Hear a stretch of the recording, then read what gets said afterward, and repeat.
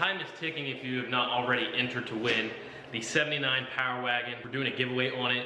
It is a 12-valve Cummins swap, has a 5-speed manual transmission. If you guys are interested and want to know more about the giveaway, there's a link in the description below. Just go ahead and click that and it'll give you all the info you need to need. It's 25 bucks to enter. Someone really lucky is gonna win this truck, and it's probably gonna change their life, honestly, because this truck is really, really clean. It's super rare, and you could do whatever you want with it. You could sell it. It'd be really, really good opportunity for somebody. So for only 25 bucks, guys, you can enter. Link is below. Welcome back to the channel. I have a really cool product I'm gonna be installing today from Fleece Performance. I'm actually gonna call this a requirement. I feel like it's required that you guys should do this if it's not already done. Something that could literally save you thousands of dollars. I mean, up to probably close to $10,000. So basically, the grid heater has a little stud that is on the bottom side of the intake, and sometimes it can heat up and it can actually melt off, and it'll send that little nut into the cylinder head. If it makes it through a valve, it'll get down into the combustion chamber, and it's gonna just destroy your engine. Could it make it out? Yeah, if you got lucky. This is something that could never happen to your truck. You know, you could see one that has 500,000 miles on it and it's never happened. But the point of the matter is, it can happen, and I would just rather be safe about it and go ahead and replace it. So Fleece makes a really cool product. It's a grid heater delete. I live in central Indiana. This truck will start fine without a grid heater. You can instantly crank it and it'll always start without the grid heater. If you live super duper far north, you may need a grid heater, or you may need to just plug your truck in. But this is something, guys, that I feel like you need this part. You guys can't tell, I'm really not super enthused right now because I want to start this truck and pull it in here. I have to push my garage door up. I have this shop here, and then I have a 2-car attached on my house, and I keep this bad boy parked in the 2-car attached. Well, unfortunately, I have to push the door up a little bit every time when I go to back it out. I was in a hurry, I went ahead and backed it out and scraped the top of the cab and pretty much bent the antenna, and I'll show you guys how I was able to fix this, but I'll go ahead and roll the footage now of how all this happened.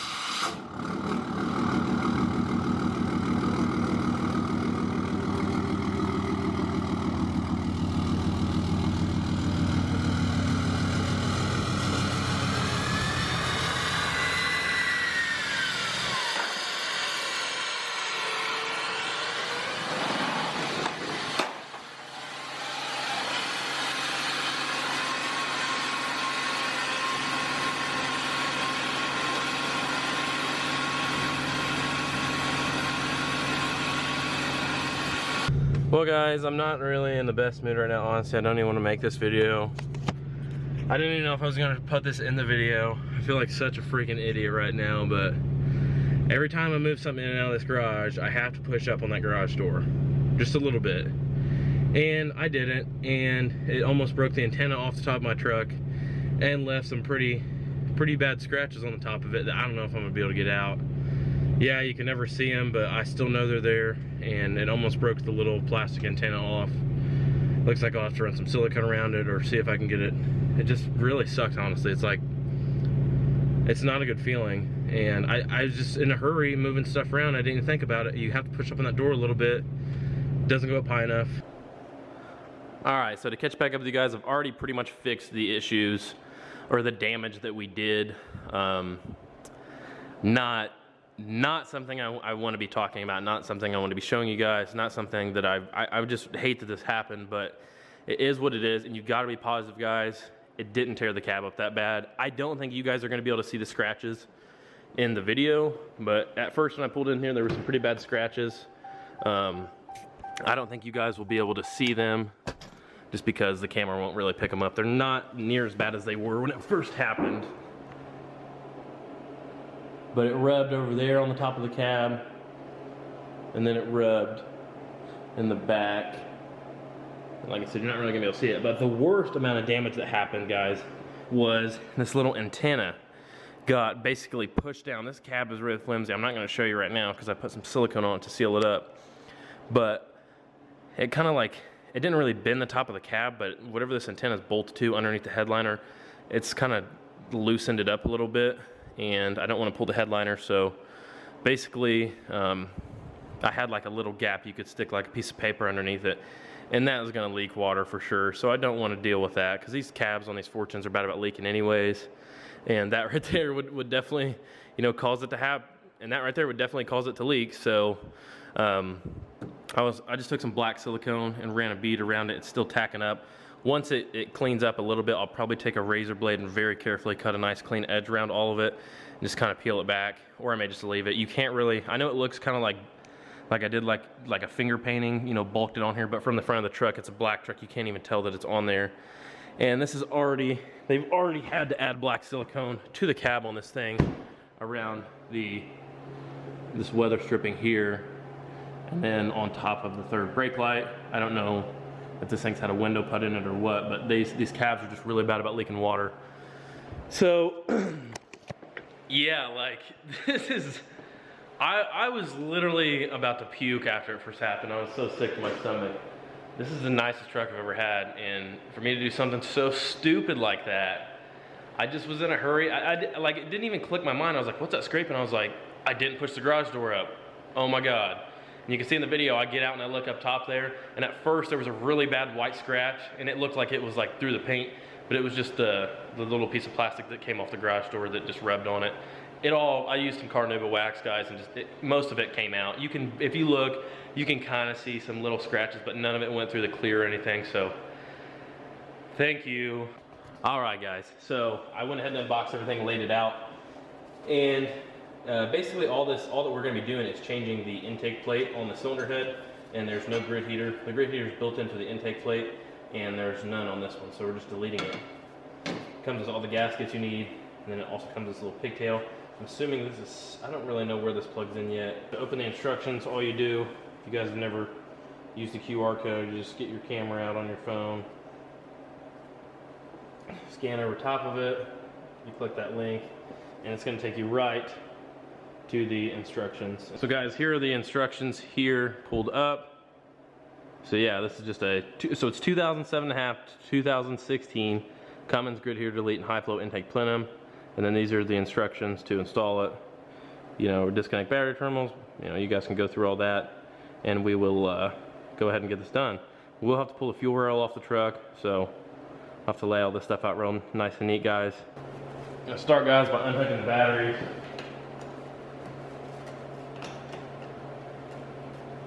All right, guys, batteries are unhooked. Now we're gonna remove these engine covers, the plastic covers.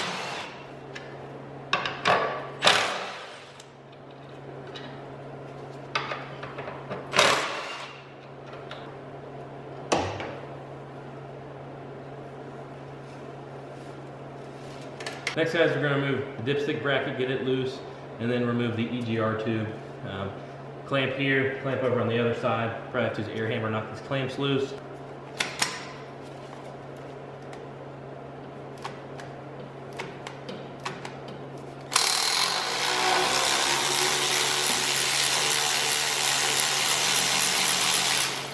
Just get the EGR tube where we can just kind of roll it out of the way.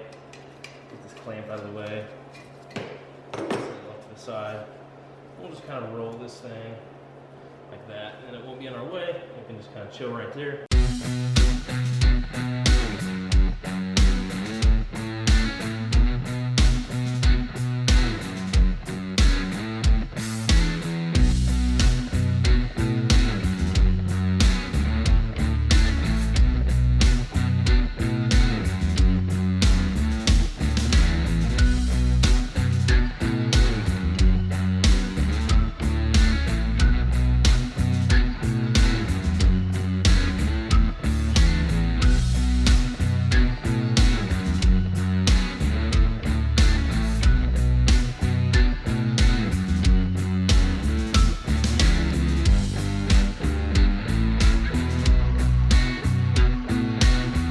guys, I got the big piece of foam removed and also got the wiring harness out of the way. Kind of want to give you guys an idea what this is going to look like at this point. You guys can kind of see how everything looks. Looks like there's, hopefully not, but it looks like there's a freaking mouse nest started there. I don't really know what all this stuff is. Get it out of here. We'll take some compressed air too before we pull this intake off. Actually, probably right now I'm going to take some compressed air and blow all of this out. That way I don't get any contamination into my fuel system or into the air intake once we get that off. But now that we got that out of the way, I'm going to remove the first fuel line here and take the intake off so everything's unplugged from it.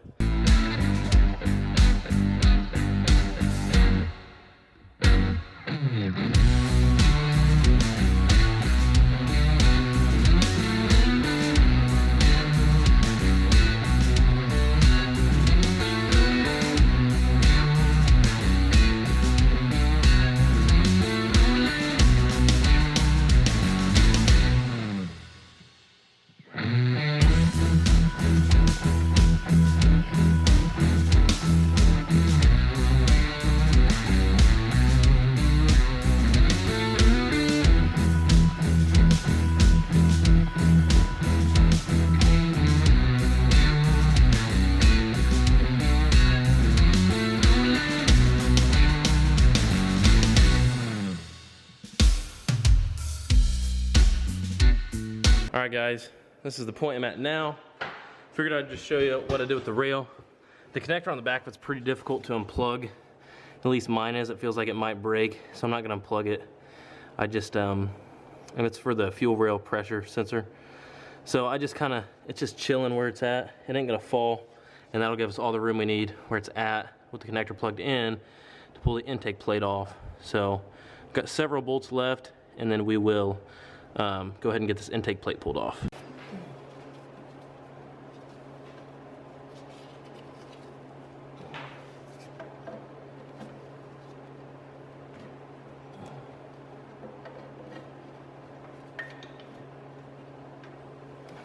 Gosh, I'm not impressed.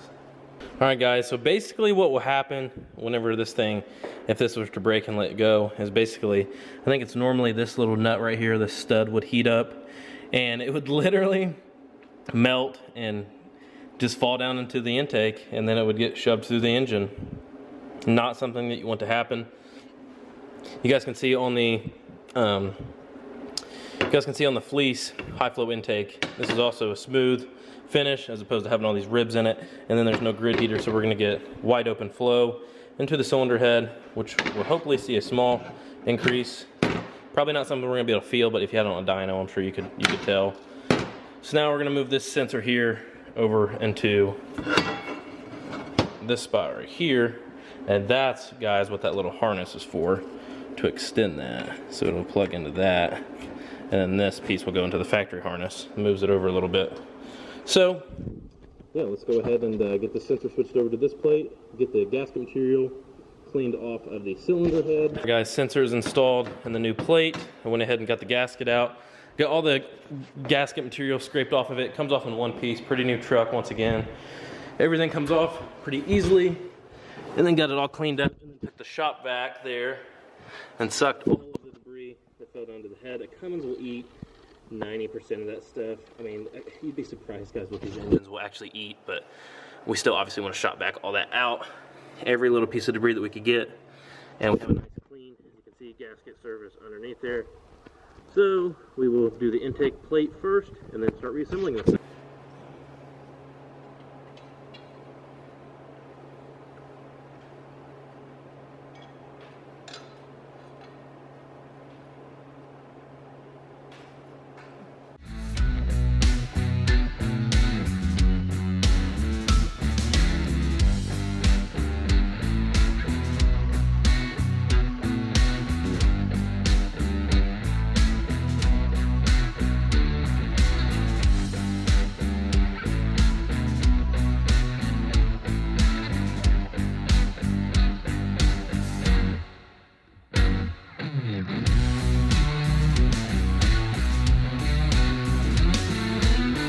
Well guys, Doesn't look like I'm gonna be able to reinstall this piece of foam here because it's going to be right in the way. That little sensor that we had to move, guys, is going to be right in the way of it. So there's no way that that's gonna go into place right there if the foam's there. So we're gonna have to leave this piece of foam on. That's okay, guys, because it does kind of clean the engine bay up, starting to clean the engine bay up. Obviously, there's a ton of stuff on here.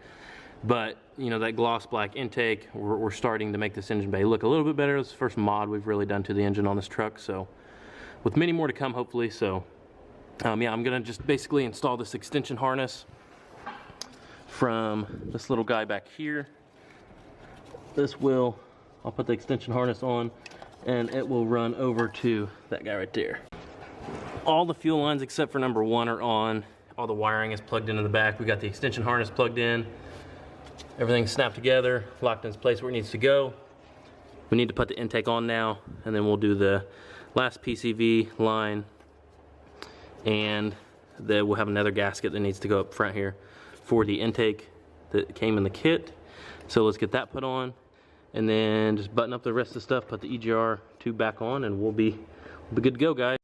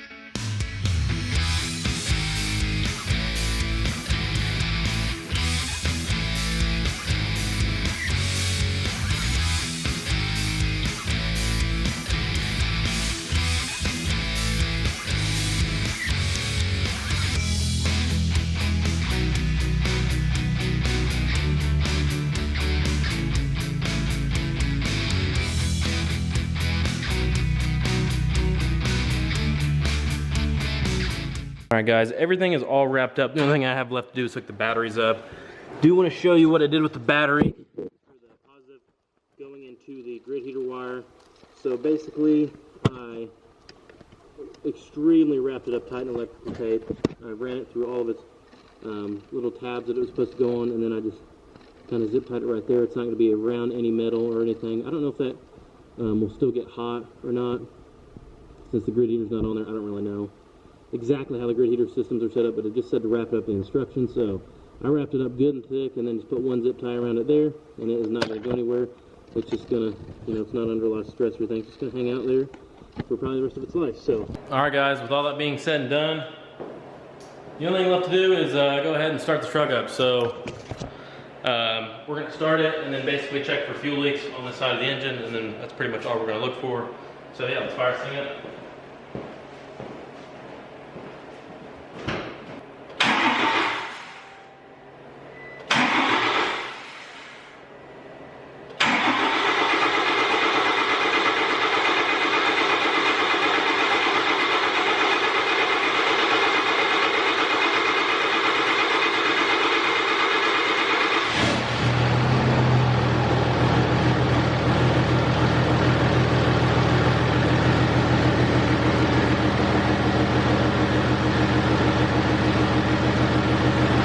All right, guys, that is out of the way. We are all wrapped up and done. I had to crank it for like 30 seconds to get it to build rail pressure and fire up, but that is all wrapped up, so we would no longer have to worry about this little nut here coming loose and trashing our engine.